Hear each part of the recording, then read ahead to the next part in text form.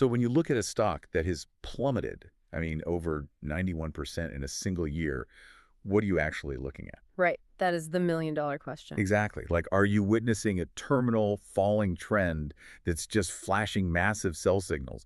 Or, are you staring at a severely undervalued asset that everyone else is simply too terrified to touch? It's honestly the ultimate Rorschach test for an investor. You look at the raw data and it presents a disaster, but human psychology always wants to see that once-in-a-lifetime turnaround hiding in the wreckage. Yeah, and that tension is our entire focus today. Welcome to the deep dive.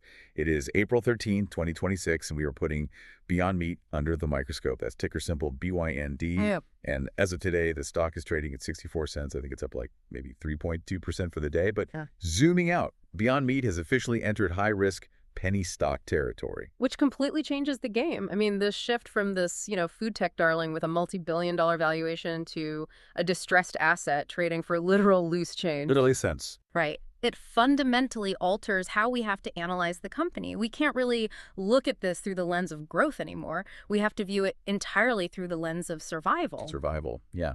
But hey, before we tear into their 2025 financial statements and the latest filings, I want to remind you, yes, you listening right now, to please like this video and subscribe to our YouTube channel. Highly recommended. Consider it your compulsory assignment for today to leave your feedback in the comment section below. I want to know, do you see a value trap or a genuine turnaround story here? And we also need to get our mission straight before we jump into the numbers. We're here to look under the hood of Beyond Meat, to figure out what the market is actually pricing in. Obviously. This is a natural human debate. It's an educational exploration of the financial data and the charts. We are absolutely not providing financial advice. No financial advice whatsoever. Okay, so looking at the chart today, there's this massive 26.7 million share trading volume. That just doesn't make sense for a company that's quietly drifting to zero, right? Right. Someone is actively trading this. So to figure out who and why, we kind of have to look at the battlefield, keeping them engaged. We need to look at the price action. Because the technical tape usually shows institutional sentiment way before the earnings reports actually confirm it. And the 52-week picture here is just brutal. Back in October of 2025, this stock was sitting at a 52-week high of $7.69. Which feels like a lifetime ago. It really does. And today, sitting at 64 cents, it is flirting dangerously close to its 52-week low of 0.50 cents. I mean, trying to trade this right now feels like trying to catch a falling knife in the dark. How do we even know if it's hit the floor? Well, to gauge the strength of that floor, we have to look at the moving averages.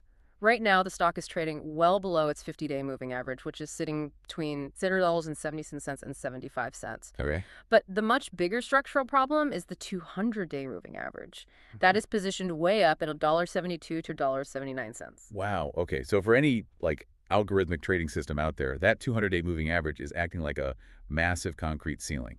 Exactly. It signals that the overarching trend for the last year isn't just a dip, it's a sustained, definitive downward channel. And the immediate momentum indicators are backing that up, right? Yeah, they are. The MCD is sitting at negative 0.04. Which is a clear sell signal. A textbook sell signal.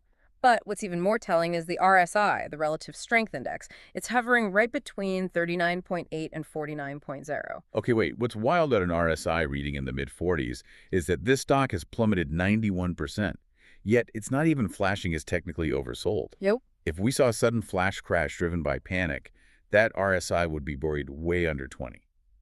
But a reading in the mid-40s? That tells you this isn't panic selling. Right. It's methodical. Yeah, it's a methodical, algorithmic unwinding by the big institutional holders. And that methodical nature is exactly what makes the current price action so treacherous for regular investors. We have strong support mapped at the Qualidocker 50 to 55 level. Right. But immediate heavy resistance sits right on top of it, between 61 cents and 71.70 cents, which perfectly boxes in today's price of $0.64. The stock is trapped in this 10-cent cage, yet tens of millions of shares are churning through it every single day. Yeah, and this tightly packed support and resistance, especially with that massively elevated volume, it creates a zone of low price volatility. And that's exactly where retail traders get stuck. Exactly. They look at the chart, they see the high daily volume, they see a price tag of 64 cents and think, oh, it's cheap, a breakout must be coming. Right, they assume it's a bargain. But in reality, they're just churning inside a very tight box that's being controlled by much larger players who are executing specific exit strategies. Wow. Okay, But that chart turn is really just a symptom. To understand the underlying disease, like why Wall Street is punishing the stock so badly, we have to look at the bait, keeping people interested. We need to open up the fiscal year 2025 financial statements. Time for the fundamental reality check. Yeah, because there is a massive contradiction right at the top of their financials. If a casual investor just, scans the headline numbers, they're going to see a net income of $219.9 million for 2025. Yeah, they will. Wait, how is a company making nearly $250 million in profit considered a penny stock? Because it's a total illusion. I mean, this perfectly illustrates why top-line summary metrics can be incredibly dangerous when you're looking at a distressed company. Okay, so where is that $219 million coming from? That net income is a financial mirage driven entirely by a $548.7 million one-time gain. A one-time gain from what? From debt restructuring. Oh, wow. So it's kind of like negotiating with your credit card company to forgive half of your massive balance. Exactly. And then treating that forgiven debt on your taxes as if it were a massive bonus check you earned at your job. I mean, your net worth looks better on paper for that month, but you didn't actually earn a higher salary. That is the exact mechanism. They negotiated with their creditors to restructure these crushing liabilities. And on paper, under standard accounting rules, that forgiveness gets logged as a gain. But it doesn't generate a single dollar of actual cash. Zero actual cash. And it has absolutely nothing to do with selling more plant-based burgers. No. When you strip away that one-time paper gain, the operational reality is grim. Net revenue slid 15.6% year over year. Down to what? Down to $275.5 million. The core business is actively shrinking. Rapidly shrinking. And the revenue they do bring in is barely profitable. Their gross profit for the entire year was a meager $7.6 million. Right. On $275 million in revenue, they only had $7 million in gross profit. Yep. Which translates to a razor-thin 2.8% gross margin. That is, maybe in software, a low margin is fixable. But in physical food manufacturing, a 2.8% gross margin is suffocating. It really is. It means after paying for the raw ingredients, the factory labor, the packaging, they have almost nothing left. And think about the logistics. They are dealing with refrigerated supply chains, grocery store slotting fees, a product that literally expires. If your margin is 2.8%, a single supply chain hiccup pushes you into the red. Or just a slight increase in soy prices. Yeah, before you even pay for marketing or corporate overhead. Which forces them to fund those corporate operations entirely through debt.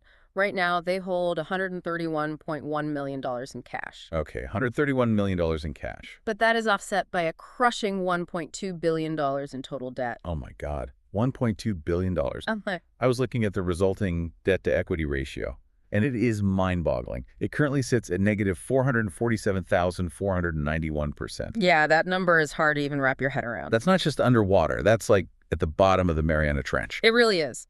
To understand what a negative ratio of that magnitude actually means, you have to picture a hypothetical liquidation. Okay. If Beyond Meat stopped operations today and sold every single asset, every factory, trademark, desk chair, the proceeds wouldn't even come close to covering what they owe the bondholders. So the paid-in capital from the actual shareholders is just gone. Completely wiped out by accumulated operational deficits. Shareholders are functionally just holding a highly leveraged, out-of-the-money call option on the company's survival at this point. Wow. Which brings us to the actual cash flow bleed. Because they have that $131 million in the bank, right? On the balance sheet, yes. But the cash flow statement shows operating cash flow at negative $144.9 million. And free cash flow is at negative $157.2 million. So if they are burning roughly $150 million a year and they only have $131 million left. We are looking at less than a year of actual runway.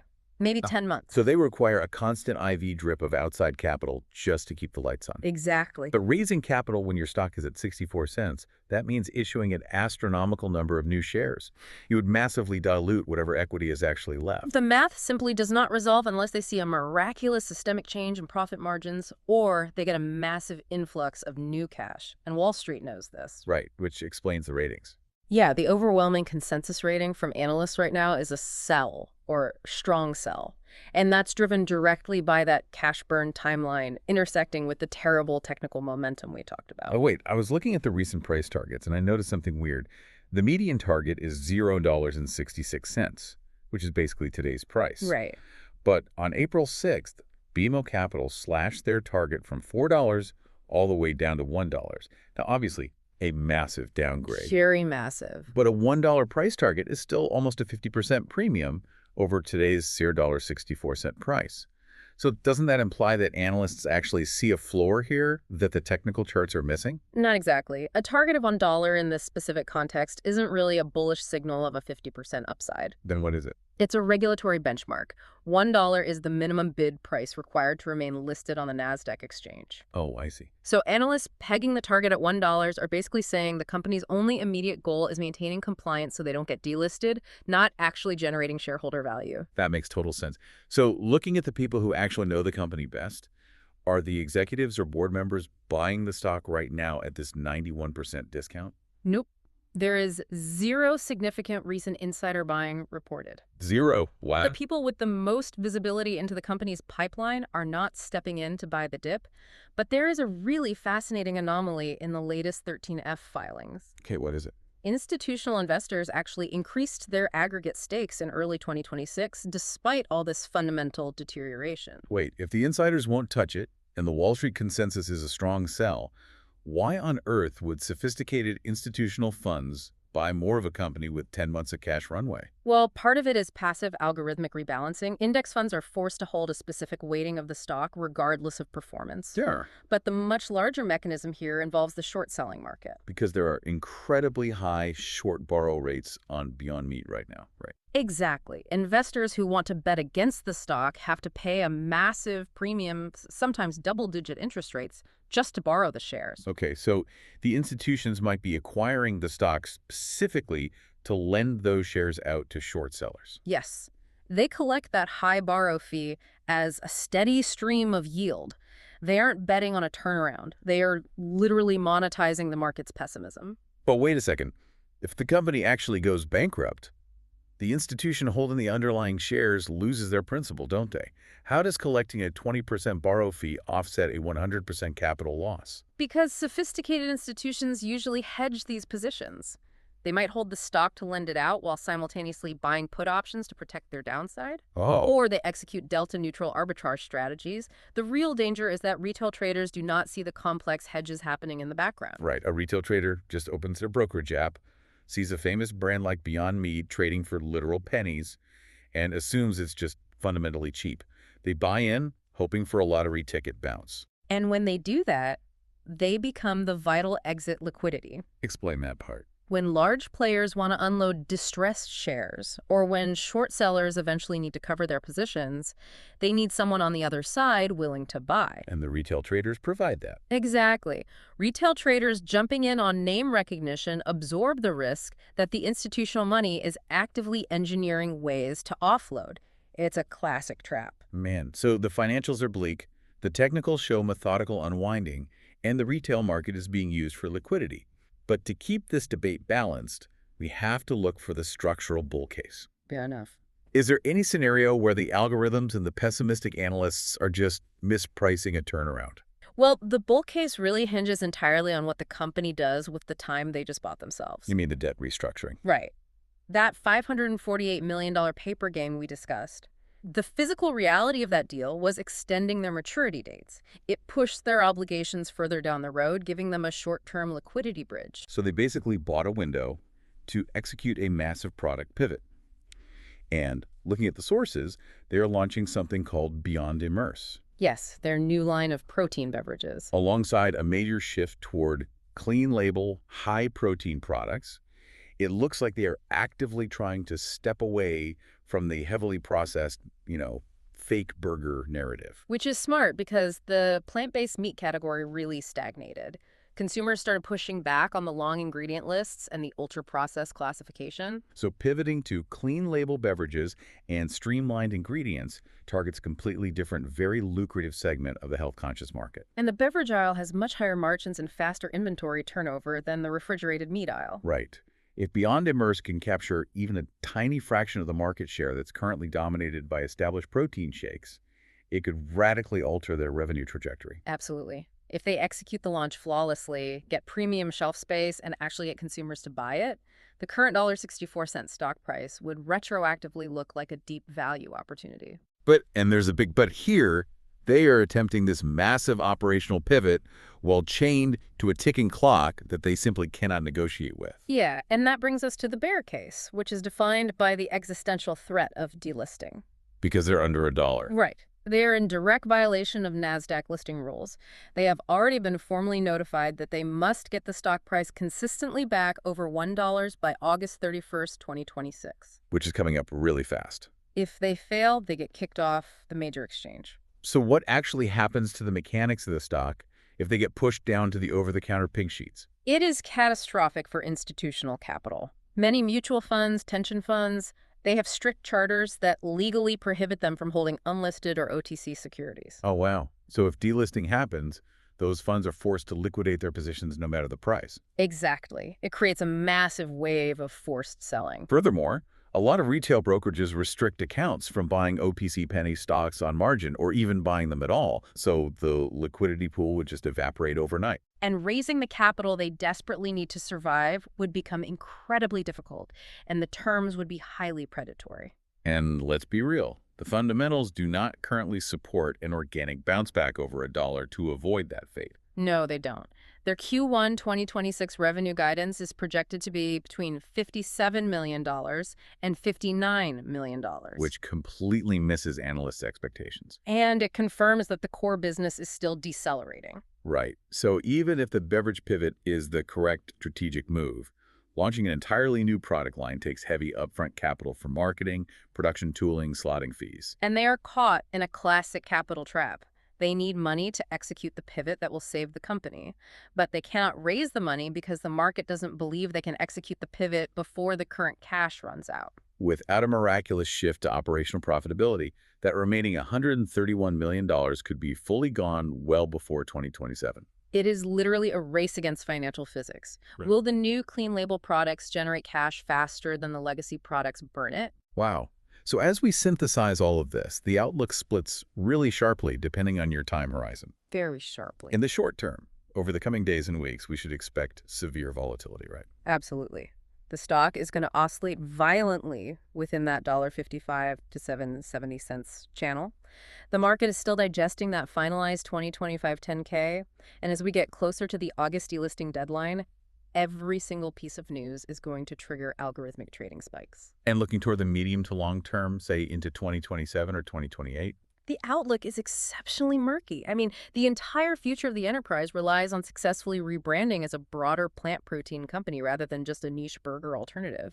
If Beyond Immerse fails to gain immediate traction, the cash runway simply ends. It is a high-stakes corporate thriller playing out in real time, and it has massive implications for the entire future of food technology. It really does. Before we wrap up this deep dive, please hit that like button, subscribe to the channel, and drop your thoughts in the comments. We really want to know, do you see the underlying value in their product pivot? Or do you believe the cash burn is just too severe to overcome? And just a final reminder, we explored the mechanics of debt restructuring, institutional lending, and technical indicators today strictly to educate and spark debate. None of this is financial advice. None at all. We covered an immense amount of ground today, from the mechanics of a negative 400,000% equity ratio, which is still blowing my mind, Yeah, it's wild. to the hidden yield strategies of institutional short lending.